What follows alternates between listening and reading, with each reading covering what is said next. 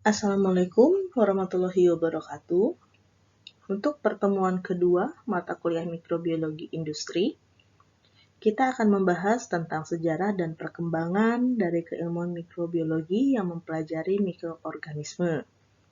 Jelas ya, mikrobiologi adalah keilmuannya, mikroorganisme adalah objek yang diamatinya. Dan di materi ini juga kita akan membahas tentang klasifikasi dari beberapa jenis mikroorganisme itu sendiri.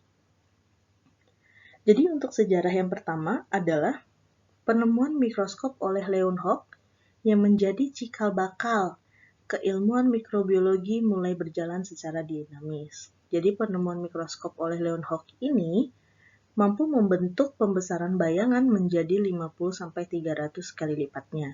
Dengan bantuan mikroskop yang sederhana ini, Leeuwenhoek melakukan beberapa penelitian yang akhirnya memunculkan beberapa teori-teori tentang mikroorganisme itu sendiri.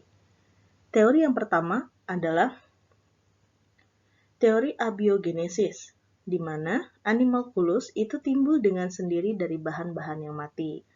Jadi, pada penelitian sederhana ini, Leeuwenhoek melakukan pengamatan dengan mikroskopnya untuk beberapa jaringan mati yang ada di sekitar dia, yaitu melakukan pengamatan di jaringan meja, kulit mati, dan jaringan kulit bawang.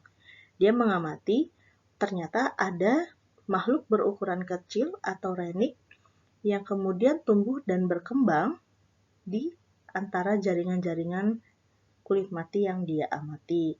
Sehingga dia memunculkan teori abiogenesis bahwasannya animalculus yang diduga sebagai jenis protozoa, alga, kamit, dan bakteri ini timbul dengan sendirinya dari bahan-bahan yang mati tersebut. Namun, teori abiogenesis ini kemudian dipatahkan oleh teori biogenesis, yaitu bahwasannya animalculus berasal dari benih yang terbawa oleh udara. Hal ini ditemukan berdasarkan percobaan dari Franciscus Redi, bahwasannya ia mencoba mengamati daging, yang mana daging yang tertutup dan daging yang terbuka ternyata tingkat kebusukannya berbeda. Tingkat munculnya ulatnya berbeda, sehingga dia mengeluarkan teori biogenesis bahwasannya animalculus itu berasal dari benih yang terbawa oleh udara. Seperti itu. Kemudian percobaan Lozaro dan Louis Pasteur juga membuktikan bahwasannya panas menyebabkan mikroorganisme itu tidak dapat tumbuh.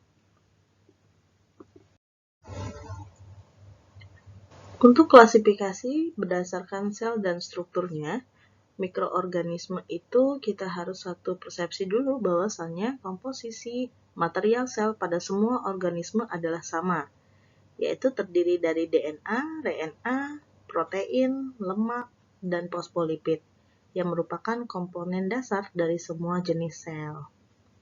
Oke ya, jadi untuk klasifikasi berdasarkan sel dan strukturnya itu terbagi menjadi dua, yaitu mikroorganisme prokariot dan mikroorganisme eukariot. Prokariot itu sendiri adalah inti sel yang tidak mempunyai membran. Tipe sel prokariot mempunyai ukuran yang lebih kecil dibandingkan dengan sel eukariot, yaitu ribosom hanya berukuran 70S. Sel prokariot membelah menjadi dua sel bebas dalam waktu yang relatif singkat, dalam satuan menit. Nah, untuk tipe sel prokariot merupakan tipe sel sederhana, yaitu contohnya adalah di bakteri dan Cyanophyceae atau alge biru. Kenapa prokariot dikatakan tipe sel yang sederhana? Karena yang tadi disebutkan ya. Jadi, inti sel prokariot itu tidak dilapisi oleh jaringan membran. Apa yang terjadi kalau misalnya sel prokariot atau inti selnya tidak dilapisi oleh membran? Maka jaringan itu mudah ditembus oleh benda-benda asing dari luar dan mudah dipecahkan, sehingga selnya akan rusak. Makanya dikatakan sederhana.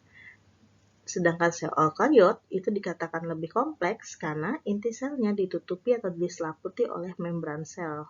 Sehingga untuk memecah sampai ke inti sel dibutuhkan treatment yang lebih daripada memecah sel prokariot.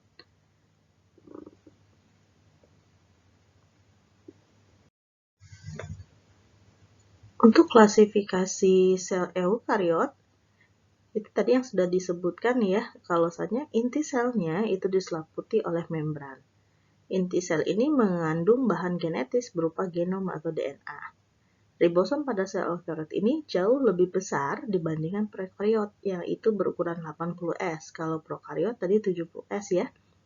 Dan sel eukariot yang membelah dalam waktu lebih lama. Kalau dia lebih kompleks, otomatis pembelahannya pun lebih lama, tetapi dari segi ketahanan, lebih tahan yang kompleks. Sel eukariot ini merupakan tipe sel yang perkembangannya tidak sempurna dan dimiliki oleh organisme tingkat tinggi, seperti pada animalia dan plantae, maupun mikroorganisme tingkat tinggi seperti pada fungi dan protista.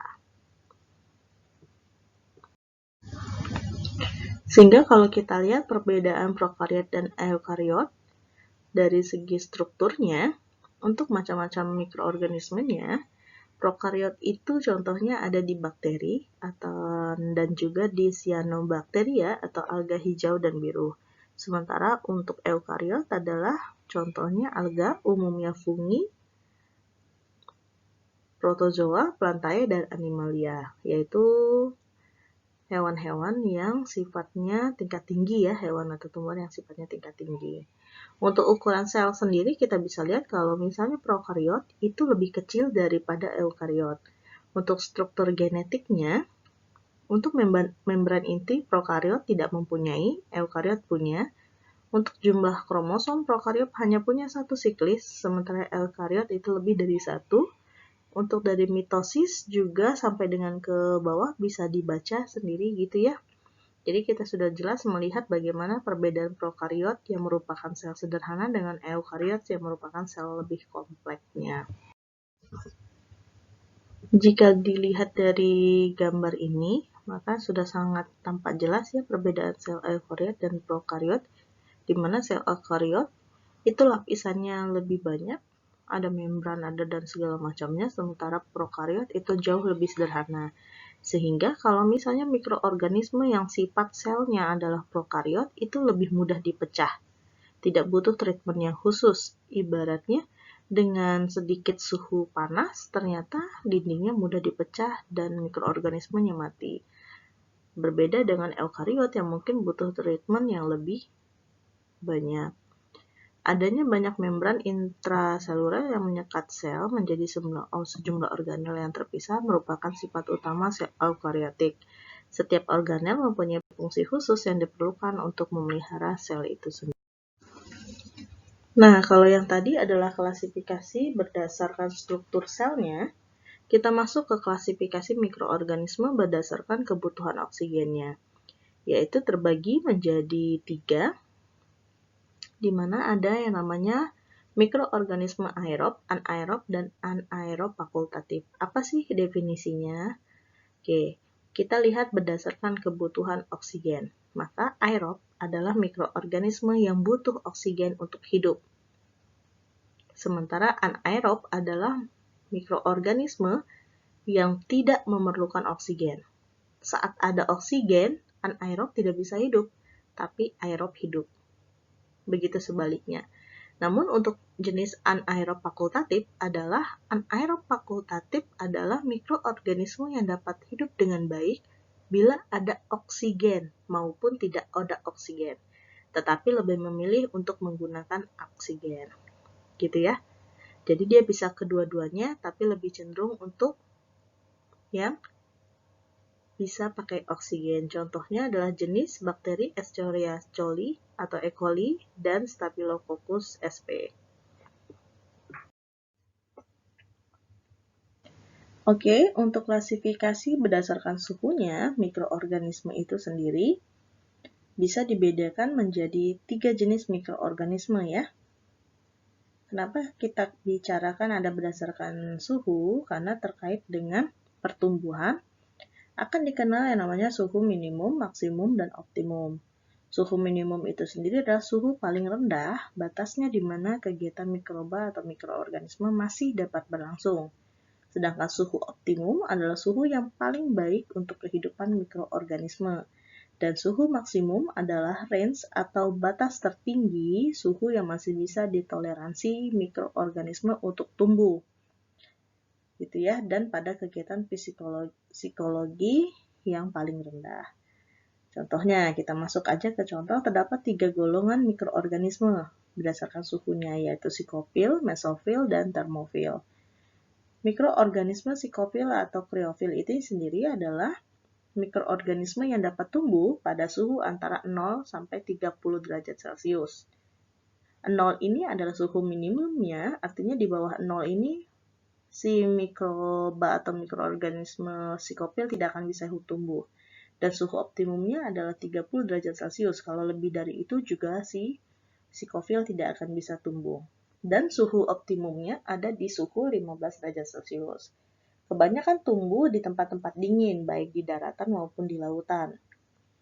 Yang kedua adalah mikroorganisme jenis mesofil yang mempunyai suhu optimum antara 25 sampai 37 dan suhu minimumnya 15. Jadi range-nya ada di suhu 15 sampai 55, di mana suhu optimumnya ada di 25 sampai 37.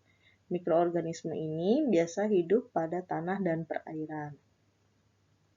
Untuk mikroorganisme berdasarkan suhu yang ketiga, ada yang namanya termofil, yaitu mikroorganisme yang mempunyai suhu pertumbuhan di antara 40 sampai 75 derajat Celcius dengan suhu optimum berkisar di 55 sampai 60 derajat Celcius. Kalau lihat definisi ini mudah ya. Kalau klasifikasi berdasarkan suhu, ada 3, psikofil, yaitu mikroorganisme dingin, mesofil suhu ruang, dan termofil yang suhu tinggi. Artinya apa? Saat mikroorganisme jenis termofil dikasih kondisi yang dingin, dia tidak akan tumbuh. Begitupun sebaliknya. Untuk apa sih kita mempelajari klasifikasi mikroorganismenya itu sendiri? Yaitu untuk mempermudah kita memberikan perlakuan atau treatment sesuai dengan keinginan kita.